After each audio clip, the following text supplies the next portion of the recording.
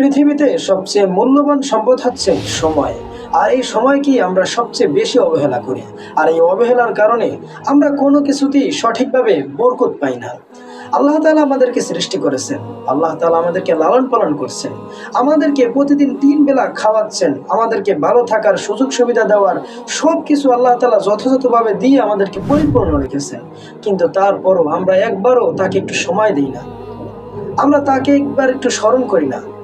আমরা নামাজের মধ্যে অথবা ইবাদত বন্দেগীর মধ্যে আমরা একটু সময় ব্যয় করি না। কোনো সময় একটু আল্লাহ তাআলার কথা স্মরণ করি না যে আল্লাহ তাআলা তো আমাকে সৃষ্টি করেছেন, আল্লাহ তাআলা একটা উদ্দেশ্য নিয়ে আমাকে দুনিয়াতে পাঠিয়েছেন। এই কথা কোনো সময় আমরা একটু চিন্তা করে দেখি না। কিন্তু আমাদের আসল উদ্দেশ্য তো দুনিয়া নয়, আমাদের আসল উদ্দেশ্য হচ্ছে আখেরাত। যে আখেরাতের জন্য আমাদের প্রস্তুতি এখনই নেওয়া দরকার। কেননা এমন একটা সময় ছিল, এই দুনিয়াতে রাজত্ব করতো আমার দাদা, এখন সে দুনিয়াতে নাই। আমার বাবা আমার সামনে বিরুদ্ধ হয়ে যাচ্ছে। এগুলো আমরা সবাই দেখতে পারতেছি। আমরা সবাই দেখছি যে আজ আমাদের বয়স দিন দিন বেড়েই চলছে। একদিন আমরা বিরুদ্ধ হয়ে যাব, একদিন আমরা মারা যাব। কিন্তু মৃত্যুর পর কি হবে এই চিন্তা আমরা কোনো সময় করি না। আমরা সকলেই বিশ্বাস করি আমরা মৃত্যুবরণ করব। কিন্তু মৃত্যুর পর আমার সাথে কীরকম আচরণ করা হবে, ফেরেশতারা আমার সাথে কীরকম আচরণ করবে, আমি কি নাজাত পাবো সেই কঠিন হাসরের ময়দানে? নিজেকে কোনো সময় এই প্রশ্নগুলো করি না। সব সময় নিজের স্ত্রী সন্তান কাজকর্ম নিয়েই ব্যস্ত থাকি। যে দুনিয়ার মহব্বতে পড়ে আমরা আখিরাতকে বিসর্জন দিচ্ছি, সেই দুনিয়া তো আমাদেরকে সুখ দিচ্ছে না।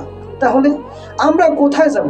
আমরা তো কোনো দিকেই আমাদের শান্তি নাই। আমাদের দুনিয়াও শান্তি নাই, আখিরাতও শান্তি নাই। আর এমনিতেও দুনিয়া কোনো শান্তির জায়গা নয়। দুনিয়া হচ্ছে এমন একটা জায়গা যে আজ আপনি শান্তিতে আছেন, কাল আপনি আবার এই দুঃখের মধ্যেই থাকবেন। তাই দুনিয়ার পিছনে থেকে আপনার জিন্দেগিকে ব্যয় করার কোনো প্রয়োজন নাই। কেননা আপনার আসল উদ্দেশ্য, আপনার গন্তব্য হচ্ছে আখিরাত। আল্লাহ তাআলা আপনাকে দুনিয়াতে পাঠিয়েছেন তার প্রতিনিধি হিসেবে। আপনি তার প্রতিনিধিত্ব করবেন, তার হুকুম আহকামগুলো এই দুনিয়াতে বাস্তবায়ন করবেন।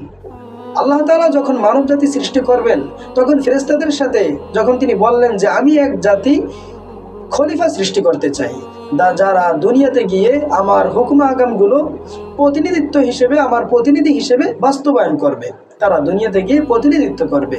কিন্তু আমরা ইসলামকে শুধু নামাজ রোজার মধ্যেই সীমাবদ্ধ রেখেছি।